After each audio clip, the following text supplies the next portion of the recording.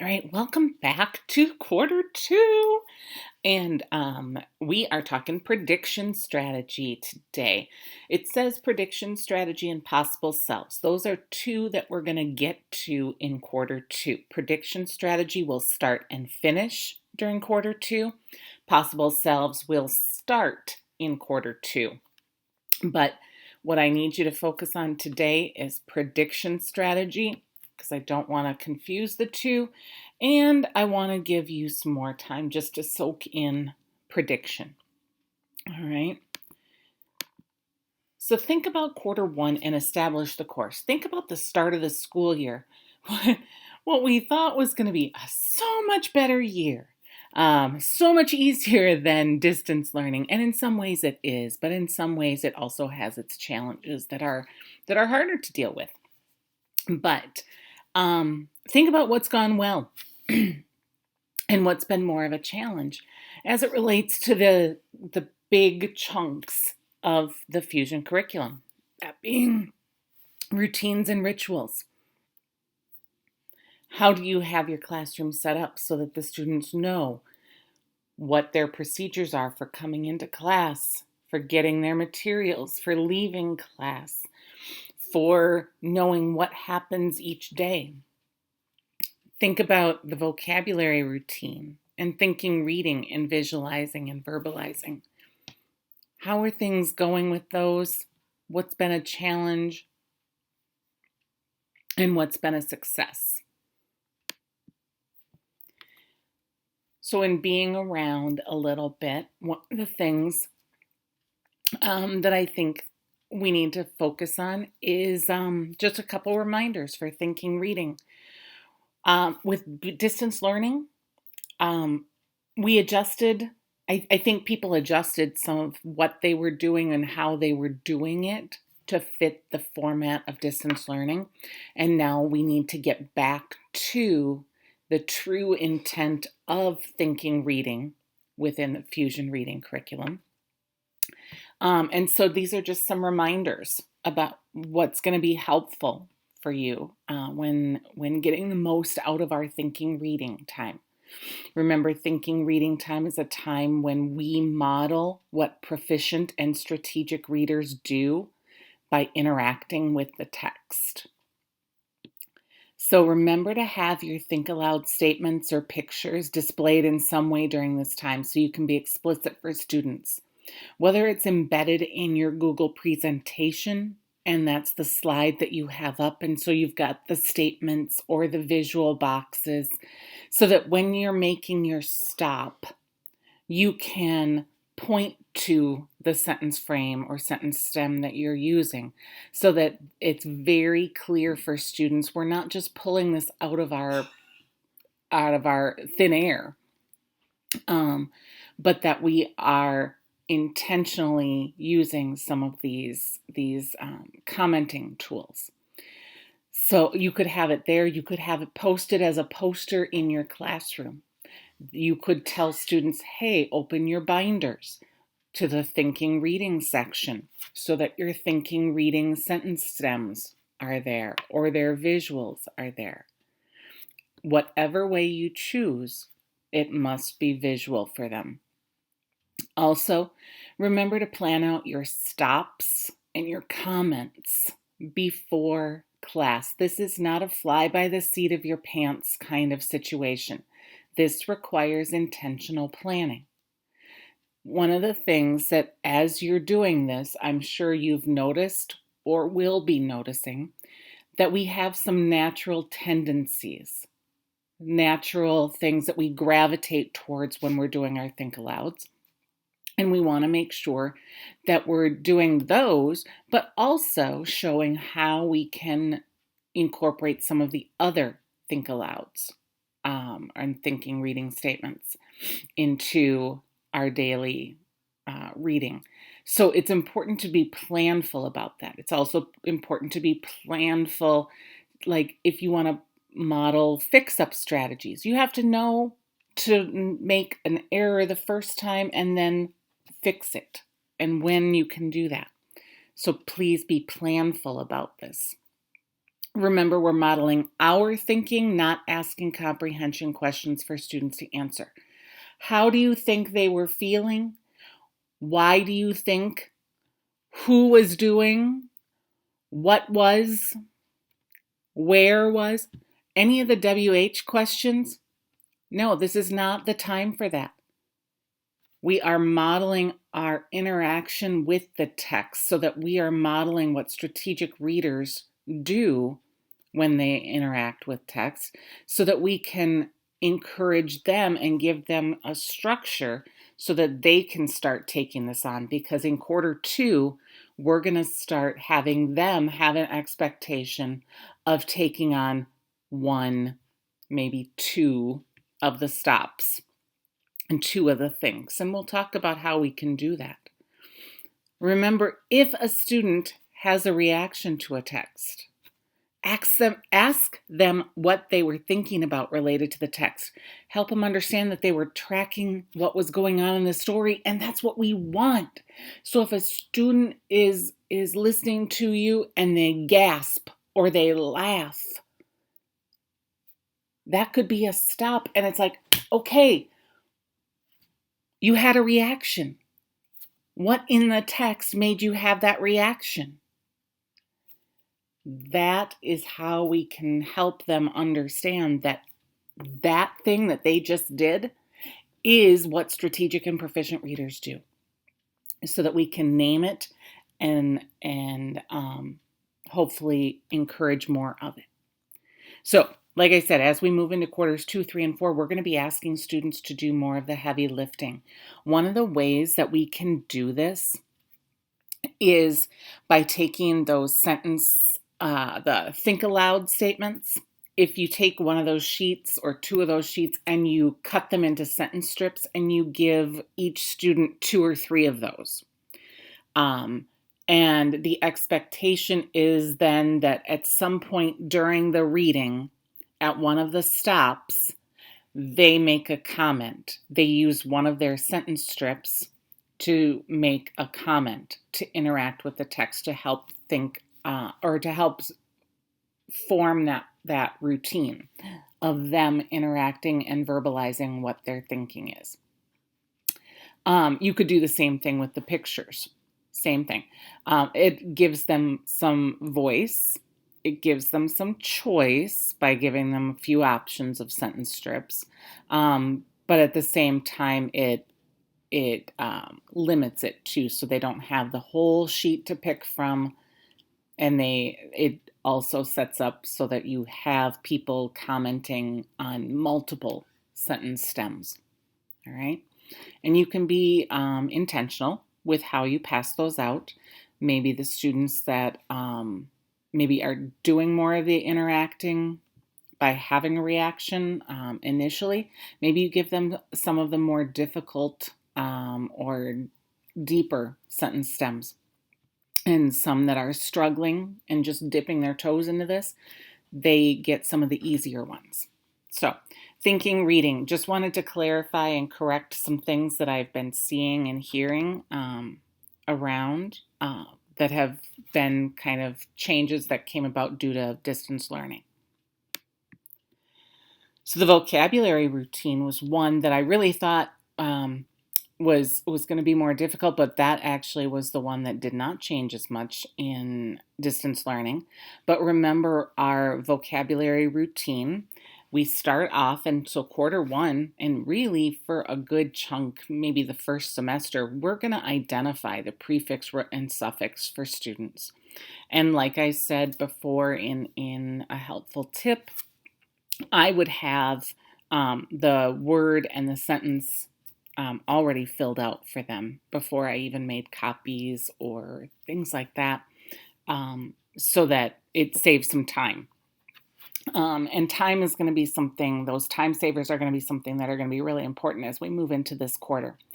So our word is apathy. I'm going to say it, you're going to say it. I'm going to say it, you're going to say it. I'm going to say it, you're going to say it. Remember, we do that 3 times 1 so they can hear it said correctly and modeled, and then they can practice producing the word.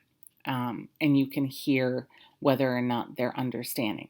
It also can give you some insight into how their decoding skills are, if they're trying it for the first time on their own. So remember, we've got apathy. I'm just letting you know that our prefix is a, our root is path, and you can either say there's no suffix or there's the y suffix. And then, so this is what I would have for them, all filled out. This is how it would look for them. And then remember, we go on and they get into finding the answers. They use their prefix, root, and suffix sheet to say that the prefix a means without, according to the prefix sheet, and the root path means feeling. So using those two hints, I'm going to make a guess. And that guess is super important for our students. So I'm going to say without any feelings. And then if I'm looking up the definition, and you can choose whichever option you like. I like onelook.com because it really does give some simpler definitions. So the definition, the actual definition that I would have pulled up and ready to go before I even started this was lack of interest or concern. I'm not concerned. I don't have any feelings about that. It seems like our guess is pretty close. Now, our synonyms, I'm going to have thesaurus.com pulled up, and I'm going to pick some of the ones that I think might be more accessible. Bored, not concerned, indifference. And remember the related words. The related words are not synonyms. The related words have similar word parts. So we're going back to our prefix and our root, and sometimes our suffix, but mostly prefix and root. So I come up with two related words for my prefix and two related words for my root.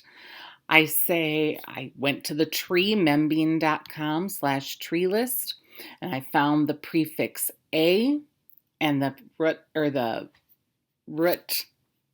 or word part path. I opened up the trees and saw these words, and so I wrote them. And a lot of times kids will do the shortest or words that they may have heard before, things like that. The nice thing about membean.com/tree list is that when they click on those trees and click on the words within those trees, it gives them a definition of the word that they clicked on. So it helps build things that way as well. So using that site is essential. It is essential. They might think that they know a word, like when we do the prefix re. Okay, give me words that start with re. And they say read. That's not an example of re as a prefix. So going to membean.com/tree list is essential. All right.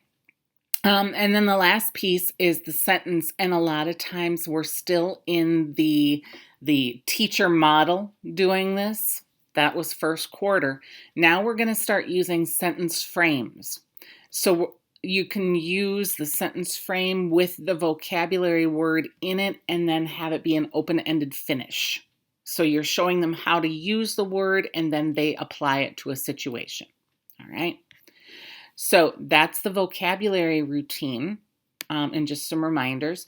Remember, here is membean.com/tree list. This is what it comes to. Remember to look carefully. I see the suffix al, right here. And so you have to be careful of which one fits the meaning for you. So just be aware of that. Sometimes there are multiple boxes for the suffix or the prefix or the root. So that's part of being planful. All right. Visualizing and verbalizing. Remember, the kids really, like I said, do think this is a game most of the time. I hope they're finding that it's a fun activity for you and it builds their language capacity. It also will help structure their writing a little bit more. And so we started the school year with pictures, and so we're only doing pictures as text. And now this next quarter, we're moving from pictures to single words, mostly nouns, because those are things that are easy to describe. Remember, we start off with our what. What do we see? I see hot air balloons. I see balloons. What are their sizes? Well, some are bigger because they're closer to me. Some are smaller because they're farther away. What colors do I see? I list all the colors. How many do I see? What shapes are they? Well, it kind of looks like an upside down candy corn or a diamond that goes in a diamond ring. Where are they? Well, it's a wide open space, probably a field. Looks pretty flat except in the distance. And so you've been modeling this, they've been practicing this. Now we're moving away from the scaffold of the picture, and now they're going to have to start creating their own mental pictures. So those are the pieces that are where we've been and where we're going with the main chunks that you've been dealing with. If you're noticing when they do visualizing and verbalizing that they're not ready for the single word, go back for pictures. It's okay. We're not covering, we're getting to mastery. That's our focus.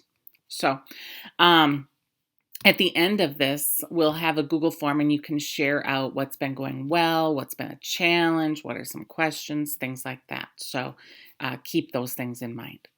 But right now, we're going to shift gears and we're going to get into the new learning. And I'm going to let you know that, remember I said time and time saving things? It's going to be really important, and we're going to show you what that daily schedule is going to look like at the end here. But we want to get into the what we're going to be teaching. So remembering from August, this is an overview of fusion reading, all right?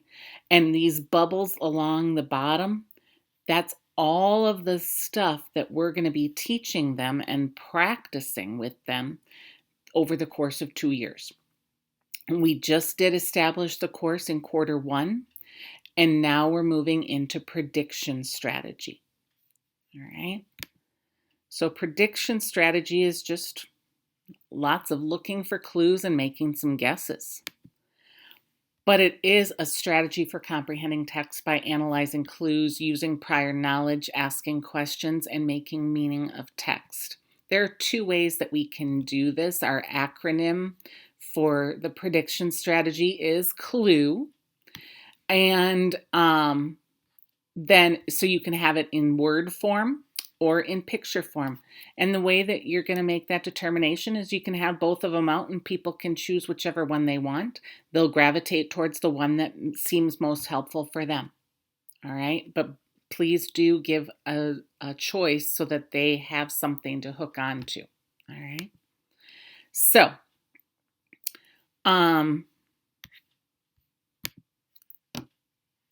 here we have prediction lesson by lesson. As with every strategy that we encounter in our curriculum, in Fusion Reading Curriculum, we will begin with a pre-test, and we will have that same post-test at almost the end.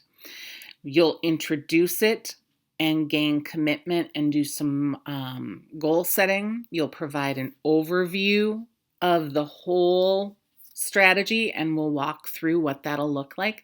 And then you'll take time to teach explicitly every single step along the way. So introduction, then we're going to check for clues. We're going to teach how to do that. We're going to teach how to link it to our prior knowledge. We're going to teach how we uncover our predictions. We're going to teach how we go back and examine the reading. We're going to put it all together.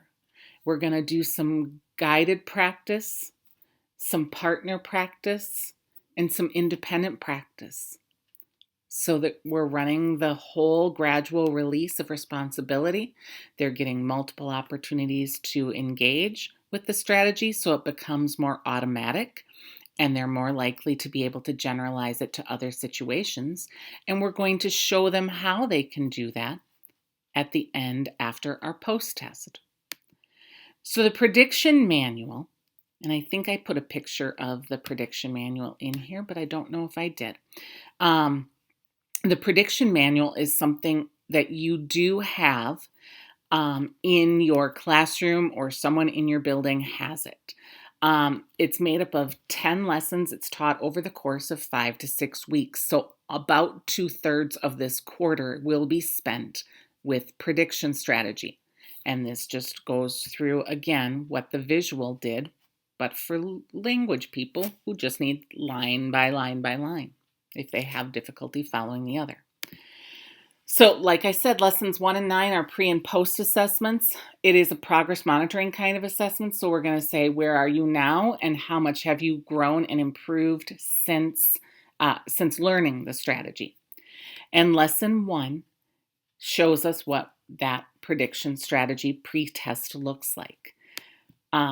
There are 2 versions of the pre-test, and these materials are found in the SPPS OSS Special Education Resources Secondary Literacy Secondary Curriculum folder for Fusion Year 1, and then Prediction Strategy.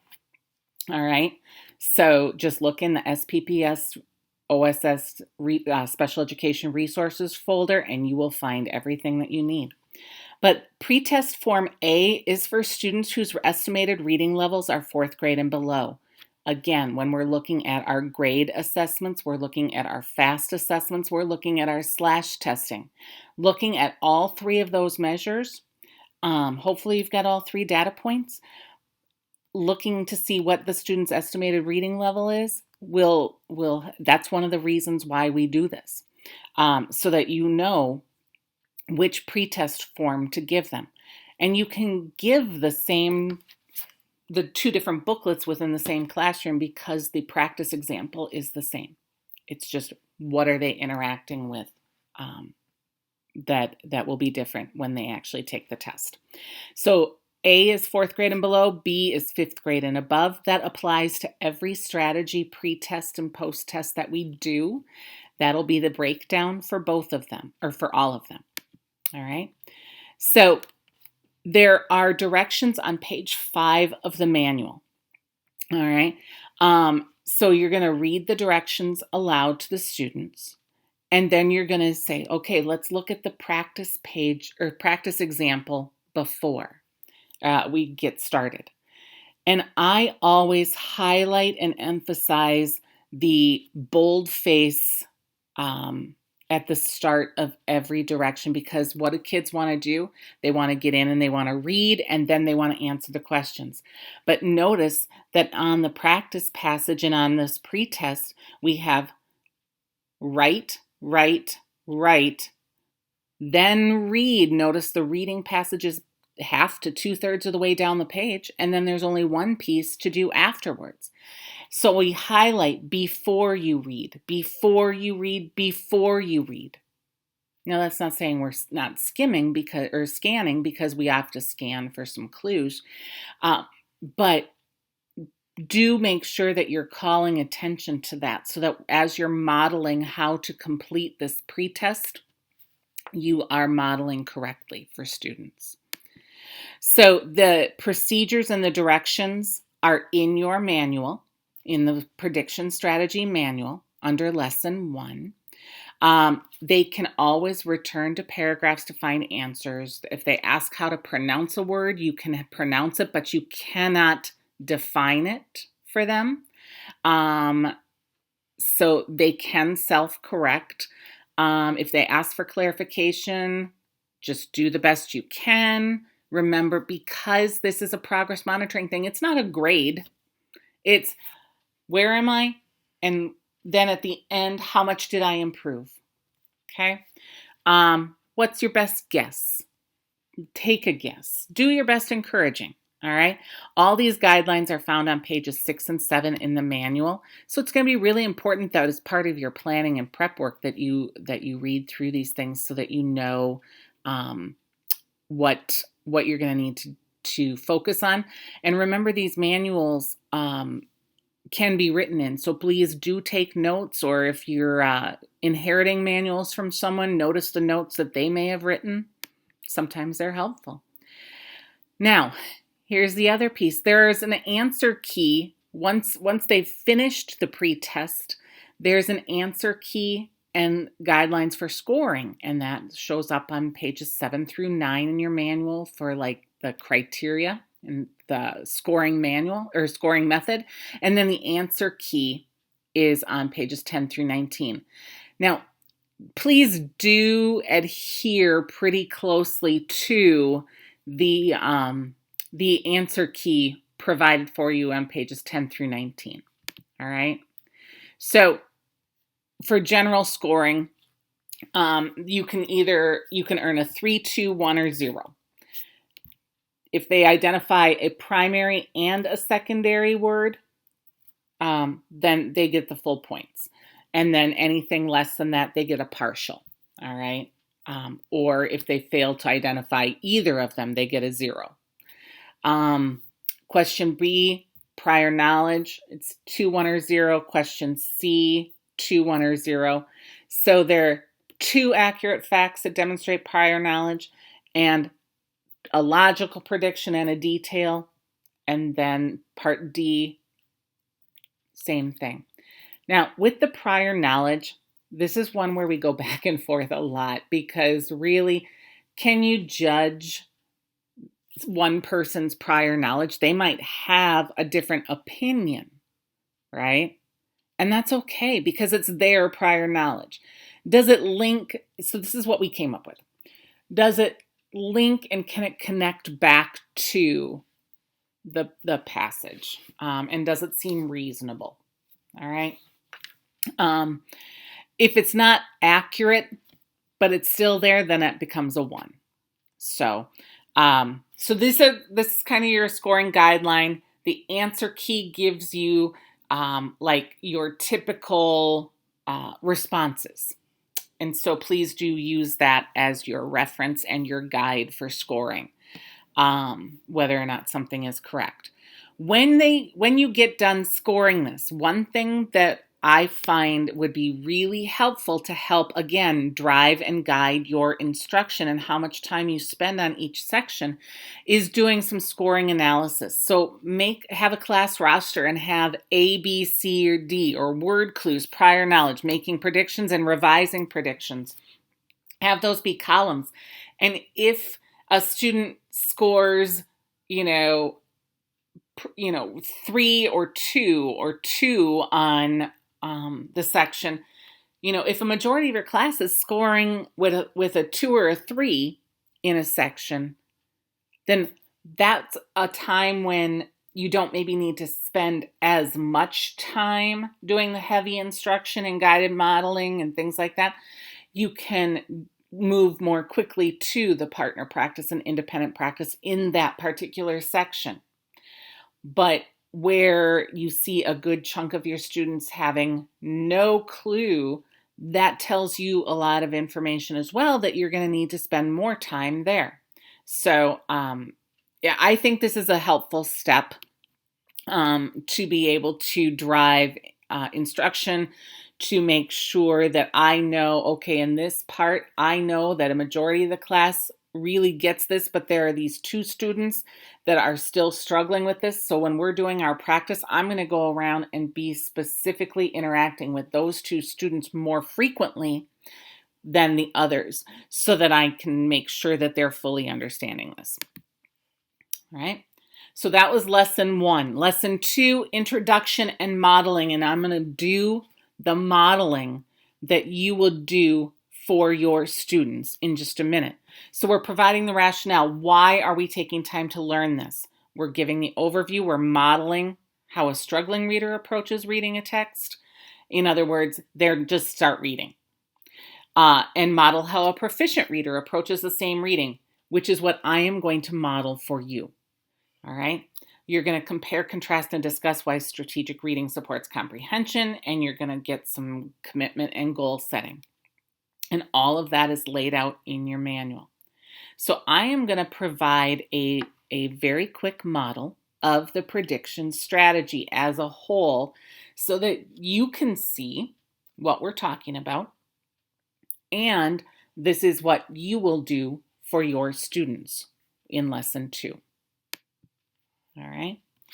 I have this article. The article title up at the top is Coco the Gorilla Cradles a New Kitten by Helen Jung. Now, this looks like an article. It doesn't look like a chapter book. It doesn't look like it has a lot of conversation between characters.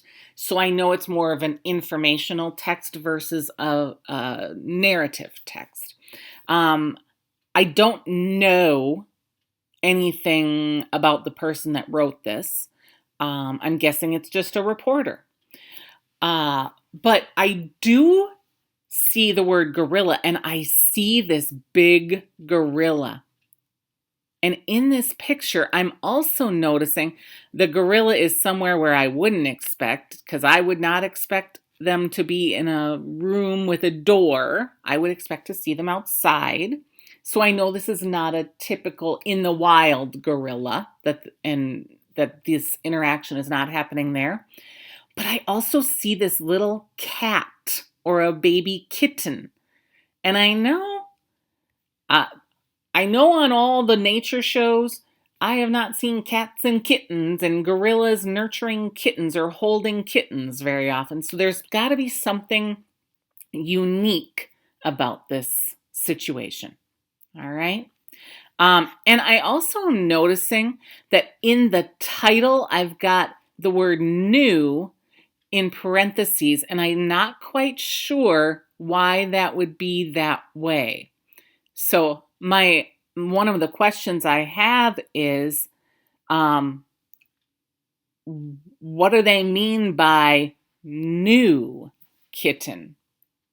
Does it mean that they were replacing an old kitten? Is it just a baby, like just born? I don't know. I don't understand that. That's a question I need to have clarified. So you can see right now that I've gone back and forth between linking my prior knowledge and checking for reading clues, the title, the author, the picture, the visuals, the reading clues. You see I've got Coco and the Company of Kittens. I see those are in different type, different color. So they obviously want us to call attention to those. And I see Coco repeated numerous times. I went through, and part of what I like doing in my Avid strategies is number the paragraphs. So that's something whenever I have a text, I interact with the text by numbering the paragraphs. Students might do that. So I've got my paragraphs numbered. I've looked at my reading clues. I've seen the pictures and visuals and had some interactions with that, made some comments, asked some questions about that. I looked at the title, the author, not recognizing that person, having some questions about the title. Now I'm going to start reading. All right. But before I start reading, I forgot one thing. I forgot to make my prediction, make my guess. So this is Coco.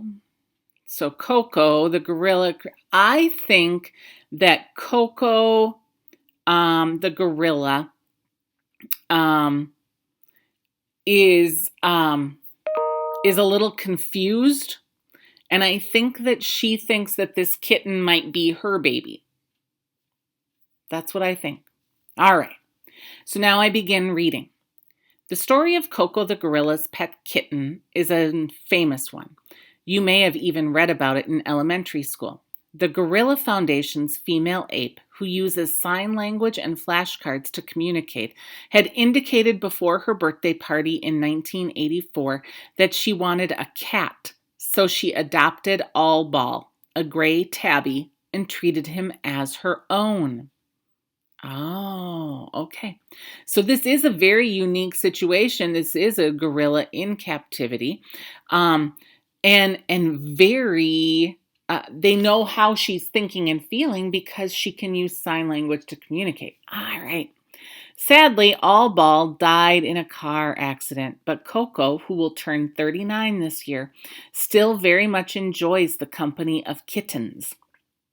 She got a visit last September from a litter of 5 orphans thanks to the help of Gorilla Foundation volunteer Janice Turner. So Coco loves kittens. So I wonder, here's my wonder. I wonder where she had interaction with kittens that she found out that she really liked kittens. I don't know. Maybe I'll find that out.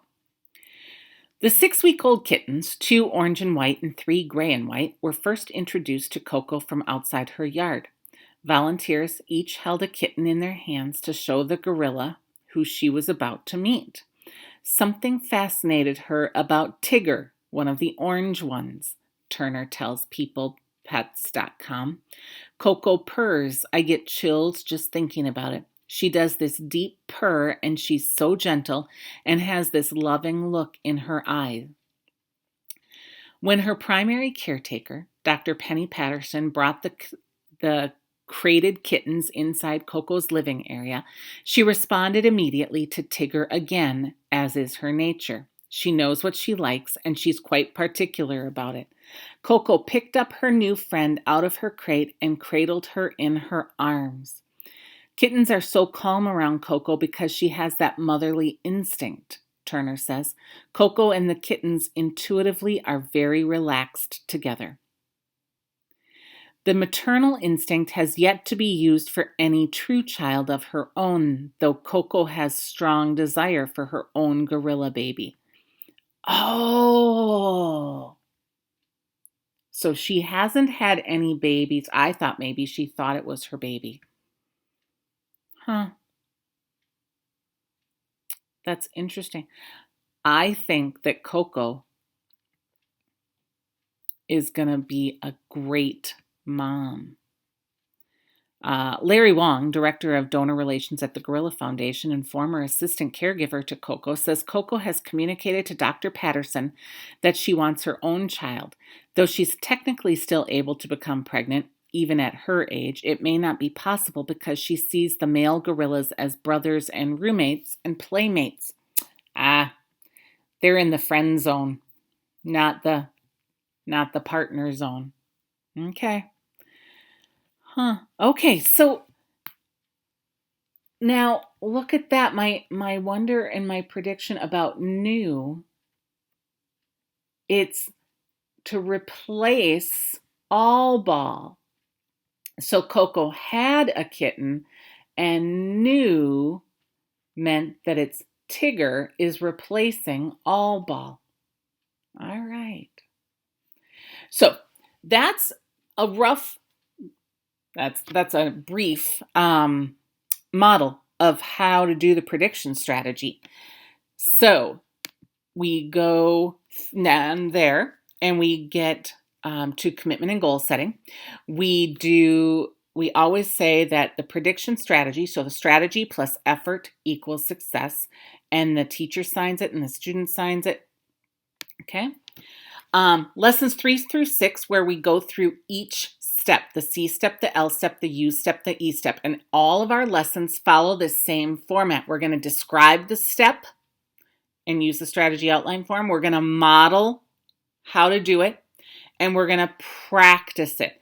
You're going to do teacher guided, you're going to do more guided, you're going to do partner, and you're going to do individual practice. So you're going to, both students and teacher are going to record and monitor progress as they move through. So when we're talking about the outline, we're talking about this. You could have it be CLUE. You could have it filled in and have it be more close note taking if you want it to be. But the C step involves 4 things. We're looking for title, author, pictures and visuals, and reading clues. Those are those bold-faced words, those vocabulary sidebars, italicized things. All right. And so you're going to give them a lot of different information. You're going to give them, oh, look at, we've got a diagram and a box. We've got a subheading. We've got this. We've got underlined vocabulary words. We've got a diagram to go with this. It's important to pay attention to all of these things. We've got authors that are listed. We've got characters and books and authors. And here we go, this. Al Capone. Hey, I know Al Capone. Hey, look at this. I know I've read books like this that have this seal on them. So you're making it very explicit where we're bringing up lists and of book titles and authors and or it could be artists, right? You are not limited to text, meaning books, but it could be anything. But remember, we're getting at title, paying attention to the title, paying attention to the author, paying attention to the charts and pictures and maps and graphs and the bold-faced words, italicized words, looking at things, recognizing if there are parentheses after a vocabulary word or a bold-faced word, and teaching them what that actually means. Okay, so what I'm going to show you now is that you're going to model the C step, and you're going to have put together this packet of reading passages. Maybe you only need like 4 or 5. And no matter how many days you're doing this, you're using the article for a singular purpose one day, and then you're going to use it with the next step the next time, and the next step and the next step. So you can reuse the same articles, so you don't have to constantly be coming up with new articles. All right? So the teacher models fueling up on, or the C step, finding the title, the author, the pictures, and reading clues. And then you do guided practice with that. And so you're doing the same thing. All right? So you do as the teacher. So it's an I do, a we do, and then we're going to do they do partner practice. All right? And we're going to have partners score one another and teach them how to give good feedback. During the partner practice time, you are walking around the room, you're monitoring their understanding, their production, you're correcting any errors that you encounter. All right, you might pull it back to a whole group guided again and strategically question or strategically note things. Part of doing this is teaching students how to provide good feedback. All right. Their output of what they give as feedback, besides good job, good job, good job. Okay, you got a 3. Oh, you got a 4. The feedback has to be more intentional and more specific. But we need to teach them how to give that feedback. All right, and so going through that. We also talk about scoring. They're going to need their score sheet. So the partners will have this. And then you'll put a check mark next to the things that they remember to do. And this is the same format for each step or each strategy that we do. And then this is another recording sheet that will be helpful for them to have. All right.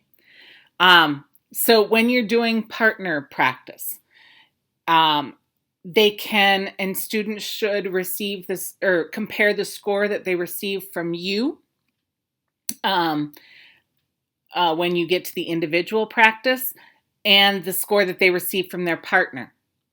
All right. And kind of, how did you do when you did this with your partner? This is the score we got now. How were you doing here? Oh, okay. So is it the same? Is it different? So you can get a sense of what kind of feedback they're giving, or if the partners are understanding the task. Okay. The goal in all of this is for each student to achieve 100%. All right. So, and again, when we're doing this, you're going to have students that are going to catch on to individual steps at a faster rate than others. And as you're wandering around doing the partner checks, things like that, then you're noting who's catching on quicker, so that then when you get to the individual check time, you're going to go to that group first, or that person first, and you're going to get them checked off faster. And here's why. because what we want to do is when they get checked off as having mastered the steps or mastered the strategy step, then you're going to take it and you're going to bump up the level of difficulty of reading. So now they've learned the strategy on a simpler text. Now you're going to take the learned strategy and apply it to a level up and a level up and a level up. Our goal is that we want to bump them in each strategy step at least 2 grade levels. All right? But by doing that, you're pushing them and you're giving the rest of them time to master without having everything stall out.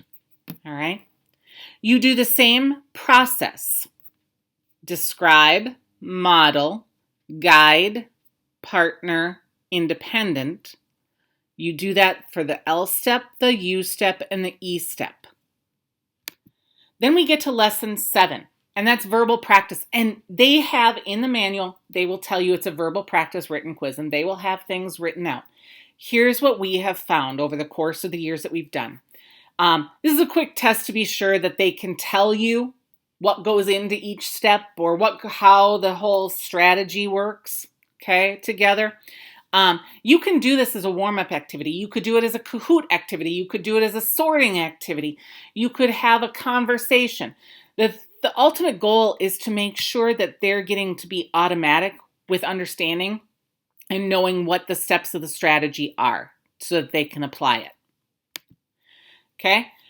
When you are going through and doing your checks, you've got a sheet that looks like this where you can keep all of your students here. You've got their pre-test and their post-test, what level they're on, and how are they doing with the strategy and the comprehension. So remember, way back at the beginning, we talked about how the purpose of this is it is a comprehension strategy. So theoretically, if they're doing this strategy, their comprehension of the material is going to increase. And we need to be able to know that they're doing that. So our passages that we're picking have comprehension questions connected to them. But the only time we're getting to that is after we've done the whole teaching of all of the steps, because it wouldn't make sense to do the comprehension questions if we haven't employed the entire strategy. So that is important. Lesson 8 is the partner and individual practice of the whole thing. It's putting all the things together. Like I said, they're going to practice putting all the steps together, and you're going to model that for them. Maybe you and one of your students can play partners, and you're going to model how we do things, how we score the students, how we go through and do the reading, and how we answer the questions. All right. So they're doing partner practice. You're again working the room, trying to see who's catching on faster than others. Then you're going to pop in and you're going to do some individual practice with the student, and then you're going to record that. They're going to record that. You're going to give them feedback. And again, you're starting with the students that are catching on faster so that you really can bump them up, and give those other students who need more time to learn the strategy that added time to learn at an accessible level. All right.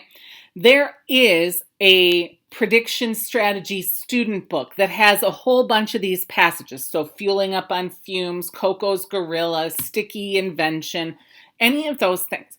You can use those things if you want. They are not the most interesting articles, but they have the comprehension questions. They're short, they're leveled. So in your manual, you can see the approximate reading levels of those articles. If you need to find or want to find alternative things, you can always look at Newsela, ReadWorks, Tween Tribune, Wonderopolis. Wonderopolis is good too. So that's short and leveled text. And then you're going to have to teach them as you're modeling some of this stuff, you're going to have to teach them how they're doing their scoring and how they're charting their progress. All right, with doing the strategy. So, are you? So you've got a key for like, hey, here's this where I am with my strategy use, and here's where my comprehension score is. So you're going to have 2 marks in each box. All right. So you've got that. Remember, we're skipping from lesson 8 to lesson 10 because in between there, lesson 9 is your post-test. Again, going back to the pre-test and post-test, or pre-test, post-test, you're using the same test. Maybe you're thinking that they can handle the level up. So if they were doing a level A pre-test, maybe you try a level B. Never know. But lesson 10 is generalization, and that's where you're bringing in stuff from English, science, history, math. You're doing all this kind of stuff to show them, look, this is how we can utilize this. Let's practice this in our text for this assignment. You follow the same process. You describe, you model, you practice. All right? So that's the strategy. Now the timeline is that you're going to start your 5 to 6 weeks on day 1 of quarter 2. So you're going to begin on November 14th. And how will this look in your daily schedule? So if you have a class that meets every day for 45, 47 minutes, whatever, this is going to change things for you. You're going to do your warm-up, and then here's where a change comes. Instead of doing both thinking, reading, and vocabulary, you're going to do thinking, reading on one day, vocabulary on the next, thinking, reading on the next, vocabulary. So you're alternating that. And then you see that we've got 20, 25 minutes of prediction, strategy, instruction, and practice every day.